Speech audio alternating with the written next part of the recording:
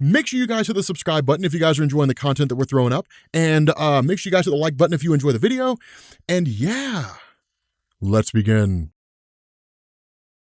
Okay, those of you guys who are going to be going to Emerald City Comic-Con this year, I will be there roaming around. I'll be with Mariah, and we'll be going to check stuff out. Not doing any panels or anything. Really going is just kind of checking out the con floor and so on and so forth, all that kind of good stuff. But you may see me roaming around. So, yeah, I don't know if I'll have Rob Core rings on me at all, but you'll probably see me roaming around there. So just FYI. Okay, so getting into the price of Justice, the Batman and Flash crossover. This is the second one they've done, and it's actually really cool. It's Joshua Williamson and Tom King. But what this story is this is not like The Button, right? Like The Button, it was like a prelude to really focusing on like the Watchmen, and really, it wasn't even a prelude. It was more of like kind of going a little more in depth into like what was going on with The Button, and it was kind of setting the stage for like DC teasing and saying, yes, you know, Jay Garrick is still alive, but he's stuck in the Speed Force, different things like that. This story is what we as comic book readers call a transition story. A transition story is a story that usually comes out of an existing set of events, in this instance, the middle of Heroes in Crisis, and then in turn sets the stage or really kind of transitions the DC landscape in a new direction. In this case, the Year of the Villains. Now, as far as I'm aware, it's kind of weird. Year of the Villains from DC almost kind of looks like a New 52 Villains month, but instead of being like a series of one-shots based on villains, it's kind of setting the stage for like a whole new tonal shift with regards to like everything DC is doing for 2019. Fun fact,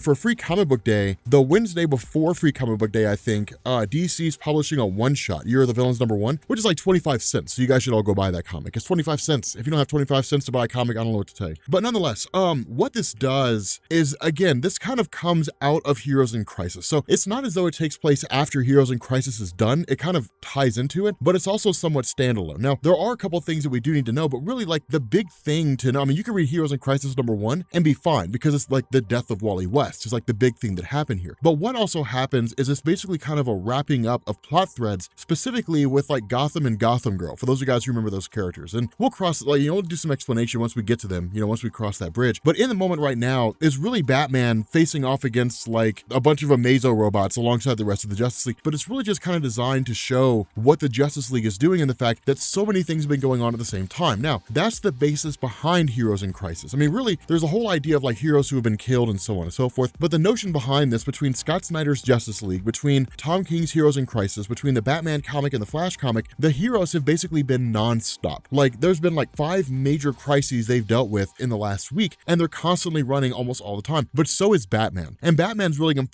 pushing himself to the limit more than anybody else. And this really comes to a head when like somebody attacked the Flash Museum, and of course Batman responds, and then, you know, Barry Allen shows up to help him kind of figure out who it is. But the discussion between the two of them is that Batman, having pushed himself to the extreme, is almost in a position to where he can't really think rationally or clearly. Now, for the most part, this is a scenario where Flash begins to question Bruce Wayne, like where he begins to question Batman. The idea behind Bruce Wayne's character in the DC mythos is that he's one of the smartest men out there, right? Like, as the reader, people know that. But even within DC Comics, it's the idea of like Batman's the world's greatest detective. The other members of the Justice League know that. Batman's more than capable of holding his own, and he's kind of the guy they go to whenever they can't figure something out. But one of the things that Barry Allen really hits at, and really kind of coming out of the death of Wally West, is like there's too many unsolved mysteries. That for the world's greatest detective, there's a lot of things Batman hasn't been able to figure out yet. There's a lot of mysteries that are going on there. Now, in reality, Barry Allen's kind of being a little unfair here, but at the same time, it is a truthful statement. But the other part of this is that for the most part, it's Batman being in a scenario where the answers he's trying to attain are beyond his ability to gain, right? Like, we know that like Dr. Manhattan has pretty much screwed up the DC universe. It's this grand experiment, whatever he wants it to be, but there's no way Batman would be able to deduce that because it's so far beyond the realm of possibilities that there's no reason he would jump to that logical conclusion. Batman focuses more on the tangible and the reality of scenarios as opposed to how things could possibly unfold in terms of just like bonkers ideologies. But in terms of what's going on here, Batman kind of spills the beans about Gotham Girl. And for the most part, Gotham Girl and Gotham are really almost kind of like Batman's dirty little secret. Now, for those of you guys who don't know about that, when Tom King first started his Batman run, you had I Am Gotham, and then like it was the I Am series, right? So it's like I Am Gotham, I Am Bane, all that kind of good stuff. I Am Gotham introduced Gotham and Gotham Girl. And there were basically two people who were, you know, whose family was saved by Batman when they were younger, and they grew up up to idolize the Justice League. And so somewhere along the line, through means by which haven't been fully explained, they were somehow able to attain extreme levels of power. But the more they use their power, the more their bodies burn out. Now, this led to like Psycho Pirate using his ability to manipulate emotions and kind of driving them insane. Ultimately, Gotham ended up losing his mind and was killed in the process. And then Gotham Girl was so extremely screwed up that Batman literally sidelined her. But the argument that Batman had presented to everybody, even when the Justice League like faced off against Gotham and so on, the argument he presented here was, I benched her because I don't want her to use up her powers. But what he really comes out and says is the whole reason behind why he benched her is he doesn't want her to end up like him. He doesn't want her to end up following in his own path. But the other part of this is that for Gotham Girl, while we don't know exactly what's going on here, what we do know is that she seems to basically be manipulated by somebody else, because what they've done is they've essentially brought her brother back, or at the very least, where he can basically be revived. And that's kind of the crazy scenario here, because the question that's being asked is, one, why is Gotham Girl doing all this? And two, if Gotham is resurrected, then in turn, what's the grand scheme here? And so, of course, using a few clues and here and there, Batman and Flash pick up on like a leaf that Gotham Girl left behind that was on like her shoe or something like that, and basically trace it to a location because, like Flash is a CSI and Batman's Batman, so he can do whatever the plot demands. And the cool thing about this is that once they arrive there on the scene, when they get into where Gotham Girl, where her base of operations seemed to be, it is a kind of obsession room. Now, this is one of the things about Gotham Girl, and this is one of the things about Gotham himself, is that initially it was believed to be that they were just characters who looked to the Justice League and said, gosh, they're awesome, I'd love to be like them one day. As we learned more about Gotham Girl, what we learned was that it was extreme. What this does is basically capitalize on that and say, like, when they looked at Batman and the Justice League, what they saw were characters they wanted to be like. They literally wanted to be like them. But the whole basis behind this is that where Flash says, well, hey, maybe she's just as crazy as Eobard Thawne was, right? Like Reverse Flash wanted to replace Barry Allen. He wanted to be the new Flash. He wanted to literally be Barry. That's why he made himself look like Barry and so on and so forth. Batman's response is, it's not that she's insane. It's that she wanted to be what she thought a hero was. Like she was literally trying to be a hero. And that's the problem with her, is that Batman's stance is, I didn't want her to be the same kind of person I was. But it's one of these scenarios where the more Batman kept her on the sidelines and the more Batman kept her from being a hero, the more extreme her desire to become a hero became. And so it basically pushed her to the limit, to the point where she was literally doing whatever she needed to do to essentially be a hero. And so as they go through and they investigate things, what they find out is that by some strange manner, again, it's not fully explained, that there's basically all these giant test tubes that are out there where Gotham Girl, presumably alongside somebody else, has been going through and trying to create new Gothams, like her own Justice League, more or less. And it's kind of a cool little thing here, because where Flash looks at this from the perspective of, this is a crime scene, let's figure out what's going on, Batman looks at it from more of like a sinister perspective. Someone's led us here. Somebody wanted us to find all this. And that's the crazy scenario, is because suddenly Barry starts sort of drawing these conclusions. He starts drawing these parallels. He starts thinking about the idea of Sanctuary. And what he does is he says, if the whole basis behind Sanctuary was for those individuals who were heroes, who were struggling with whatever they were struggling with, to go and then in turn get the help they needed, did Batman send Gotham Girl there? And if Batman sent Gotham Girl there, he had to know he sent a mentally unstable person to a place where other heroes were, with the possibility existing she could lose her mind and kill everybody. And so in the mind of Barry Allen, even if he doesn't quite outright say it, he's sort of hinting at the idea that Batman sent Gotham Girl to Sanctuary, Gotham Girl killed everyone, Batman got all the superheroes killed, including Wally West. He doesn't really say this in so many words. It's more or less kind of an idea that he throws out there. But it's interesting to see, because when the two of them are basically met with the arrival of Gotham Girl, who's toting like a giant bottle of venom, the basis kind of seems to be here that Bane is the one behind this. And that's why it's sort of cool here, because of course, again, in the middle of all this, Gotham basically makes his return and Gotham faces off against Batman, against Batman and Flash. But the other part of this is a whole host of these various, Gotham and Gotham Girls who are fighting off against them. It's Batman and Flash versus an army of Supermen. But the fact remains here that with Batman and Flash facing off against these Gothams, Batman comes up with the idea. He essentially says, like, make them use their powers in the extreme, run as fast as you possibly can, and they'll have to use every ounce of power they have just to keep up. And again, that'll burn their bodies out. It's the weakness of the Gothams. But from here, eventually, like Flash effectively catches up with,